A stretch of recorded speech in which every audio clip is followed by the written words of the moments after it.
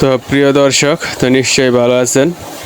তো আমার পোষা বিড়াল দেখতেছেন পিছনে, তিনটা বাচ্চা হয়েছে। এগুলো দেখানোর চেষ্টা করব আপনাদের, আর তাদের মজার কাণ্ডগুলো কি করে সেগুলো দেখতে পারবেন।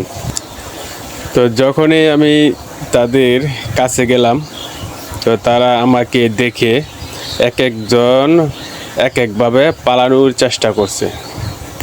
কিন্তু এই দুইটা বিড়াল একটু সাহসিকতার পরিচয় দিছে। দেখুন, এখন আমাকে চিনে না, হুমকি দিবে এরকমভাবে বইসা রয়েছে।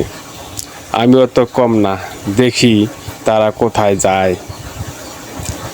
দেখুন কেউ, ওই যে দেখুন একটা উকি মারে, এই যে দেখুন এখান দিয়েই ভিতরে চলে যায়। তো এই ঘরের মধ্যেই এই বাচ্চাগুলো হয়েছে। তো এই যে এখানে আরেকটা বাচ্চা বার হয়েছে, আবার চলে গেছে। আর একটা দেখুন ওই যে উকি মেরে বসে হয়েছে, যে দেখে কোথায় গেছে আমি। তো আমি তো এখন ওর পিছনে, এই যে দেখুন, এই যে পলায় যায়, দেখুন কেমনে কিভাবে পলায়। এই ঘরেই তাদের আস্তানা। তা আমিও দেখবো যে এই ঘরে তারা কোথায় লুকিয়ে থাকে। এক দিক দিয়ে বার হইলে ওদিক দিয়ে যায়, ওদিক দিয়ে বার হইলে ওদিক দিয়ে চলে যায়। তো দেখছেন কীভাবে পালানোর চেষ্টা করতেছে। তো আমিও নাসরবান্দা, পিছে পিছে আমিও ছুটবো। কোনো পথ খুঁজে পায় না পলানোর। এই যে দেখুন পলাইছে।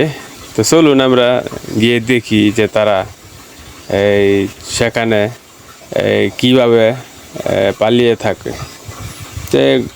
রান্নাঘর, এটা লাকড়িয়ে ভরা।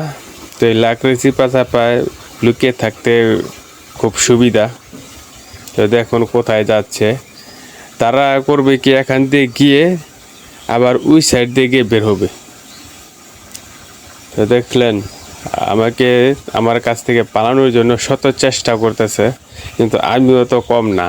আমিও দেখবো আজকে তারা কিভাবে পালায় এবং কোথায় লুকিয়ে থাকে, আমিও দেখবো। সম্ভবত নিচে বসে আছে, তো সেখানে তো যাওয়া সম্ভব না। তো দেখুন, আর এই বড় বিড়ালটা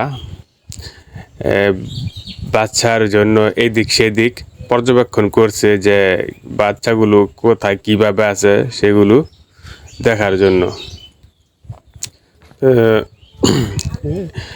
এই বিড়ালটা অনেক যাবৎ দিন ধরে আছে, তো হঠাৎ দেখি নাই। তো অনেক দিন পরে গিয়ে দেখি তিনটা বাচ্চা সহ বসে রয়েছে। আগে মাঝে মধ্যে